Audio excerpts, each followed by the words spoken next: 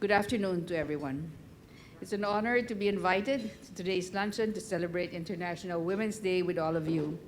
The DNR is privileged to work with the women of Diwata, whose mission includes enhancing diversity, inclusion, and equity in mining. Minerals are a part of our daily lives, and they are used in one form or another across all industries. They are needed to build an industrialized and digital society, and they are required for us to fully transition to clean energy and mitigate climate change towards a low-carbon future. This administration, therefore, seeks to ensure a dynamic and sustainable mining industry. We believe that there is a need to steer the industry, together with all of you, towards a safe and sustainable future where no ecosystem and no community is left behind. We believe that a climate resilient and inclusive mining industry that supports our Philippine development plan is critical in the social, environmental protection of our natural resources and our communities, to climate change mitigation and adaptation, to disaster risk reduction. The mining industry is truly in a unique position to advance these multiple pathways towards inclusive, resilient, and sustainable development in the Philippines. President Ferdinand Marcos Jr. stated in his State of the Nation address that those who extract our natural resources must follow our laws.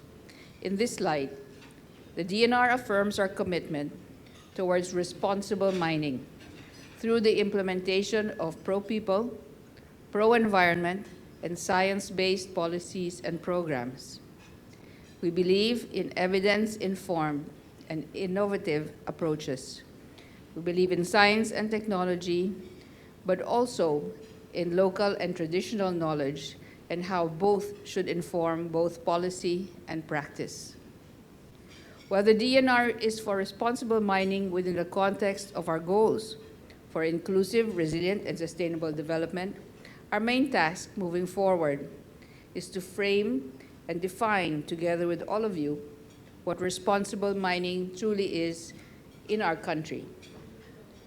It begins, we believe, with a mindset that specifically addresses the resilience of people and the environment and our national security. It is a commitment to being a champion for environmental integrity while advancing the Philippine Development Plan and our international commitments, among others, the SDGs, the Paris Agreement, the Sendai Framework for Disaster Risk Reduction, and the Convention on Biological Diversity.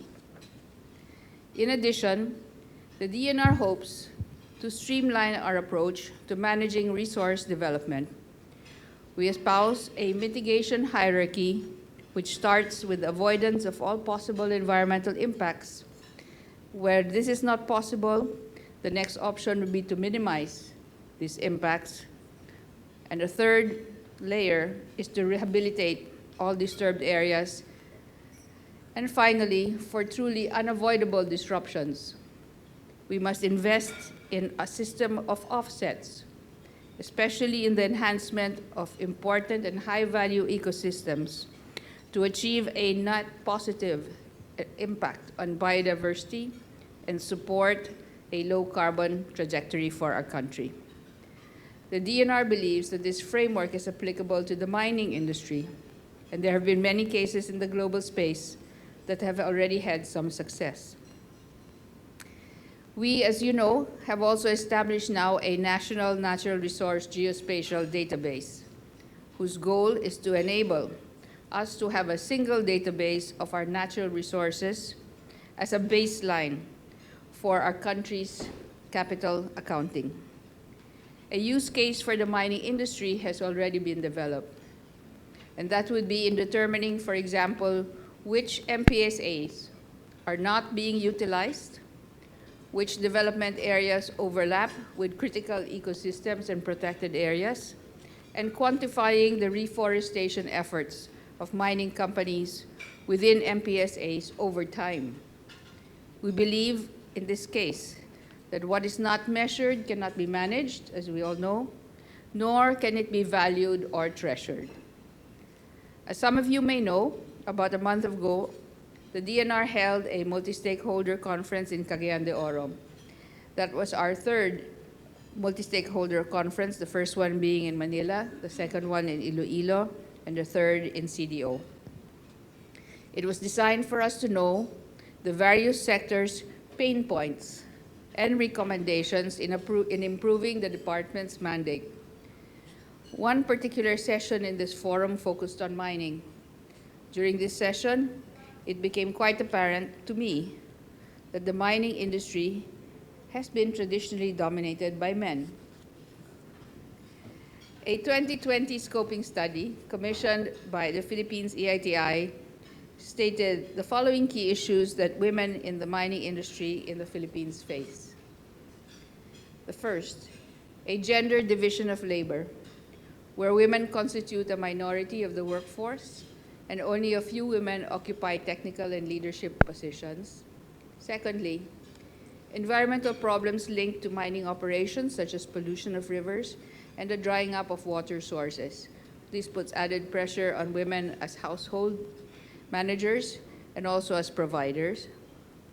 Third, the lack of a sustainable livelihood outside the employment by mining companies.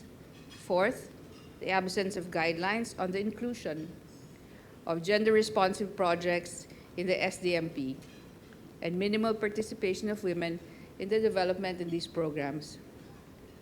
Finally, there are gaps in the content and implementation of policies and frameworks that address the gender dimensions of mining. I was just remarking to Ambassador Delia earlier that I found the study to be informative, but also needing to be enhanced and broader and deeper in context. The issue of women in mining and inclusion is a complex one and has evolved over time given the different value systems that are involved in our society. So we hope that there will be a more in-depth and a more comprehensive look at gender and mining in this country.